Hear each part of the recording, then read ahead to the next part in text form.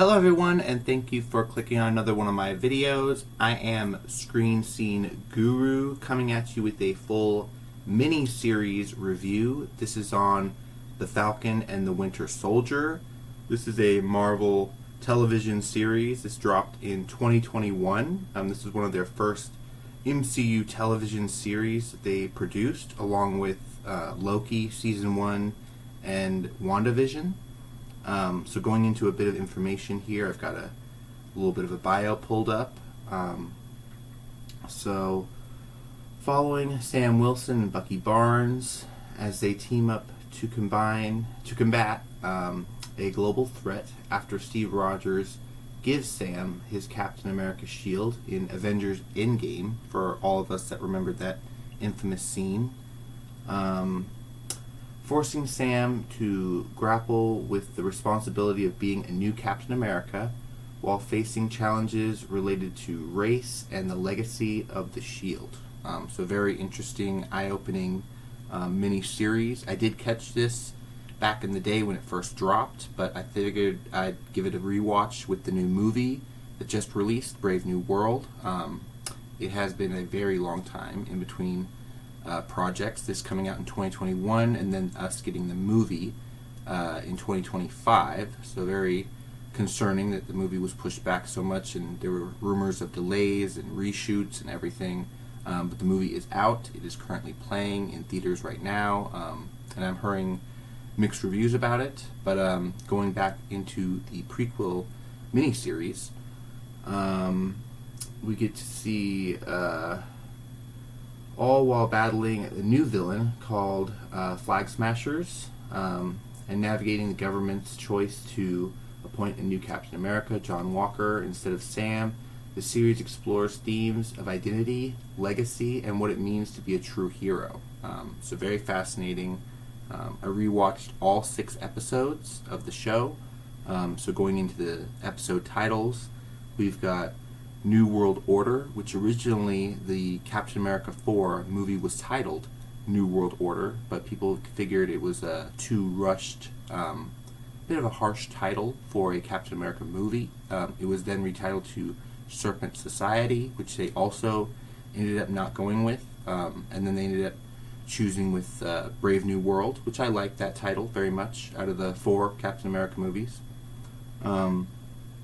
But like I said, the first episode, we got to see Sam give up the shield and put it in a museum where it belongs. Kind of forwarding to a little bit Indiana Jones reference there. But New World Order, and then we see the Star-Spangled Man. Of course, the government-appointed new Captain America, which Sam was not okay with, obviously, in the show. Episode 3, The Power Broker, which I thought was very fascinating. A new villain was introduced to the MCU series, and they didn't really pick up much with that. They left it very open-ended, potentially someone that could reappear. Then moving on into episode 4, we got The Whole World Is Watching. That was the infamous episode where John Walker lost it and ended up killing someone with the shield in front of public view, and really putting the shield to dishonor. And I know when it came out, a lot of people were like, oh, would Marvel really be this edgy? And the movements that they did with the show, replacing people or moving people that had homes after the blip, rehousing immigrants. It had a lot of controversial topics that it went over, and this was in the midst of COVID. So interesting to see that this show actually kind of mirrors life now more than it did in 2021. But going on into episode 5, Truth, we got to see a lot of Isaiah Bradley, a person that was experimented on and given a version of the super soldier serum that could have been a Captain America if they hadn't arrested him and mistreated him so badly like we see in the show. Really eye-opening stuff, guys. I highly recommend. If you haven't caught the show already, go check it out. Ending with One World, One People. The Global Summit Committee is threatened in the 2-part episode. We also get to see the new suit revealed for Sam from Wakanda.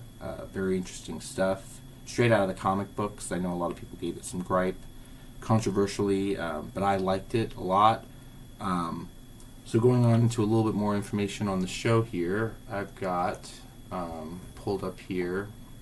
It says it's got an 85% on Rotten Tomatoes, which is fairly good, I'd say, for an MCU television show. It's starring Anthony Mackie as Sam Wilson, Sebastian Stan as Bucky Barnes. We've also got Wyatt Russell as the U.S. agent introduced into the MCU. A lot of people are fascinated by this character. They're lucky or hoping to see him again in Thunderbolts. So I'm glad to see he's returning. We've also got Danny Ramirez in the new Captain America Brave New World. He's the new Falcon. Heard good things about him. Emily Van Camp, for those of you that have watched the show, she plays Sharon Carter. I really liked her performance in this, as well as her portrayal in Revenge. If you guys have caught my Revenge review on the channel, go back and check that out. Leave it a thumbs up if you like it. But Carl Lumbly is the actor that plays Isaiah Bradley. I want to give a big shout out to him. I think he's a great performer. I hear he's going to be in the movie as well. I have not caught the movie yet, but I'm definitely going to go out and check it out. As well as Daniel Brunei as Zemo. Zemo was a really great performer, returning from Captain America Civil War. Another shout out, we got Erin Kellyman as Carly Morgenthau, the lead terrorist, if you will, or a radical. I thought she had a good performance. She was also in the Willow miniseries that got canceled off of Disney Plus. We also got to see, Don Cheadle as Rhodey reprised his role. I'm not sure if he was a Skrull in this or not. For those of you that know, leave it down in the comments if he was a Skrull in this. A lot of actors were in this show, 6 episodes, but I want to give a main shout out to all those people. But yeah, like I said, if you guys haven't caught the show already, go on Disney Plus and check it out. 6 episodes, it's a mini-series, but I really liked it. Had a high budget. It was like a movie compared to some of the other shows like Moon Knight. You could tell Secret Invasion kind of lost a few steps there. A little bit of the budget might have gone out the window as far as the villains and where they could have spent it. But I'd recommend it. This is top tier Marvel, in my opinion.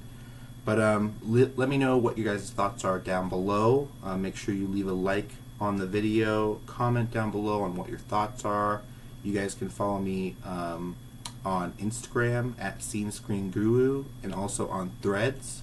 But until next time, guys, have a good one. Stay safe and keep it real. Bye-bye.